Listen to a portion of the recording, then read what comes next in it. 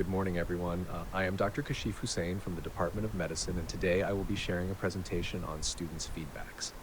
Student feedback is often considered a very simple concept, but in reality, it plays a powerful role in shaping the quality of education, the teaching process, and even the learning environment of a university.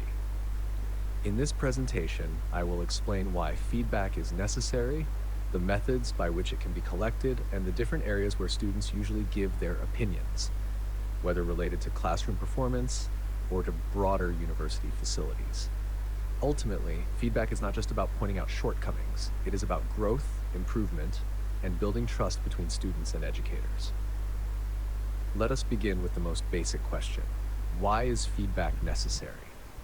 Education is not a one-way process where teachers deliver and students just receive. It is a two-way interaction. Students are the ultimate stakeholders of the educational system. If we ignore their experiences, their difficulties, and their suggestions, then we risk teaching in a way that does not connect with them. Feedback provides us with a mirror. It shows us what is working well, and it also highlights areas that may need adjustment. For example, students might appreciate our subject knowledge, but at the same time, they might feel that the pace of delivery is too fast, or that the lectures are not well structured. This information gives us an opportunity to reflect and adapt. From a student's perspective, giving feedback is equally empowering. It creates a sense of involvement because they feel their voices are valued and respected. This ultimately improves motivation and classroom engagement. So feedback is necessary, not just for teachers, but for the institution as a whole. The next question is, how do we collect feedback? There is no single universal method. Feedback can be collected in multiple ways, depending on the environment.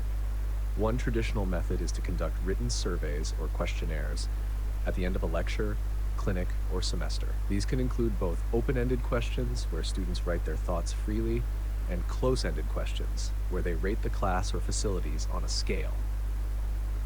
Another approach is online feedback systems, which are increasingly being used worldwide. These allow students to give anonymous opinions, which often encourages more honesty. In smaller classes, informal discussions can also be effective. Sometimes a teacher may simply ask students how they are finding the lectures, and small adjustments can be made instantly. The key point here is that the method should be transparent, simple, and non-threatening. If students feel that their feedback could have negative consequences, they will hesitate to share honestly. So, confidentiality and encouragement are crucial for genuine responses. Now, let us look at feedback that is related directly to the class and sometimes even to the personal conduct of the teacher. Students are very observant. They notice the expressions when a teacher enters the classroom. If the teacher seems enthusiastic, positive, and approachable, it creates a welcoming atmosphere. On the other hand, if the teacher appears disinterested or strict, it can make students anxious before the class has even started. They also pay attention to the sequence of lectures and clinics. A well-structured flow of topics helps students understand concepts gradually, while a disorganized approach makes learning confusing. Another important area is class viva. Students often comment on how fairly questions are asked and whether they are given a supportive environment during oral examinations.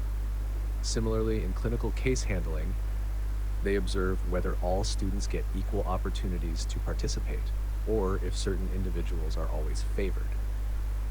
Interestingly, students sometimes even provide feedback on personal habits, such as body weight or overall appearance. While this may feel unusual, it reflects how closely students look up to their teachers as role models.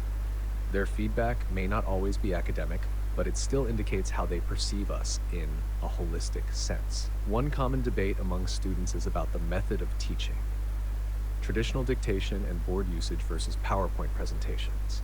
Some students prefer board teaching because it is slower and gives them time to take notes, think, and ask questions. They feel more engaged when the teacher is writing in front of them, step by step. On the other hand, many students find PowerPoint presentations more organized and easier to follow. The slides provide structure, and visual aids such as diagrams, graphs, or clinical images enhance understanding. However, PPT can sometimes become too fast-paced or monotonous if the teacher simply reads from the slides. That is why students often suggest a balanced approach, using both methods depending on the topic. For example, theoretical concepts may be explained through dictation and board work, while complex diagrams or case studies may be better illustrated with PowerPoint. This feedback reminds us that effective teaching is not about choosing one method over another, but about adapting flexibly to meet the diverse learning styles of students. Feedback is not limited to the classroom. Students also share their views about university facilities, which directly influence their overall experience. One of the most common issues raised is hostel meals. Students often complain about food quality, variety, and hygiene. Since most of them live away from home, the hostel is their only source of nutrition, so this becomes a critical factor. Another concern is drinking water facilities.